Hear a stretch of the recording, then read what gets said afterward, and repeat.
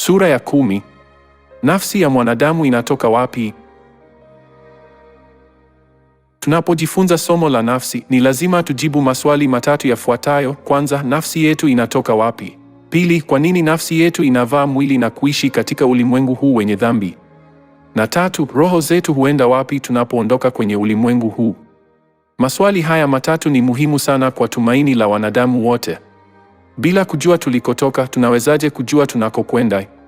Sasa tuangalie kwa makini maneno ya Yesu ambaye anatoa majibu ya uhakika kwa maswali haya yote na ukweli wa kina wa Muumba ulionenwa kupitia manabii, uliopitishwa kwa maelfu ya miaka. Solomoni alisema, Mhubiri sura ya 1 mstari wa 5, jua huchomoza na jua huzama, nalo huharakisha kurudi mawioni. Upepo huvuma kuelekea kusini na kugeukia kaskazini, hurudia mzunguko huo huo, daima ukirudia njia yake. Kile kilichokuwepo kitakuwepo tena, kile kilichofanyika kitafanyika tena, hakuna kilicho kipya chini ya jua. Kilikuwepo tangu zamani za kale, kilikuwepo kabla ya wakati wetu. Na Mtume Paulo aliandika, Waebrania sura ya 11 mstari wa 15, kwa kweli kama wangekuwa wanafikiri kuhusu nchi walioiacha, wangalipata nafasi ya kurudi huko. Mstari wa juu unamaanisha kwamba ikiwa mtu yeyote hafikirii nchi aliyoiacha, hana nafasi ya kurudi. Hakika kuna mahali ambapo roho ya mwanadamu inatoka na huenda. Mwili huzaliwa na kuangamia katika ulimwengu huu, lakini roho hurudi mahali ilipotoka. Hivyo baba zetu wa imani walikiri kwamba wao walikuwa wageni na wasiokuwa na maskani duniani. Yakobo, baba wa Israeli, alipoulizwa ana umri gani, alimjibu Farao, mfalme wa Misri, kama ifuatavyo. Mwanzo sura ya 47 mstari wa 8, Farao akamuuliza, je, una umri gani? Naye Yakobo akamwambia Farao, siku za miaka ya kusafiri kwangu ni miaka 130. Miaka yangu imekuwa michache na ya taabu, wala haikufikia miaka ya kusafiri ya baba zangu.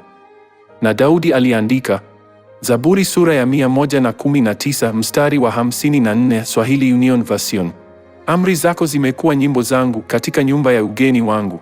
Na Mtume Paulo aliandika kwamba mababa wote wa imani walifikiria nchi walioiacha. Waebrania sura ya 11 mstari wa 13. Nao walikubali kwamba walikuwa wageni na wasiokuwa na maskani hapa duniani. Watu wasemao mambo kama haya wanaonyesha wazi kwamba wanatafuta nchi yao wenyewe.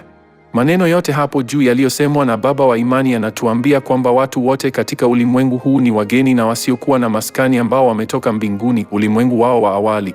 Hata hivyo, sio wengi wanaofikiria nchi yao wenyewe. Ni kwa sababu wamepoteza kabisa kumbukumbu zao za maisha ya awali kwa kuvaa utaji wa dhambi.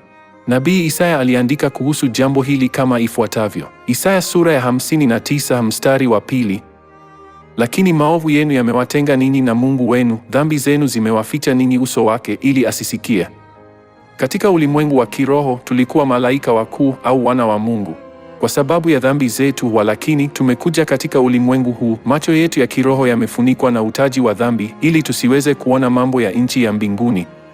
Lakini nyakati fulani tunakumbushwa bila kujua maisha yetu ya awali mbinguni. Ni kwa sababu nafsi yetu iliyotolewa na Mungu mara kwa mara huvuka pazia la mwili wetu wenye dhambi na kutazama nchi ya mbinguni.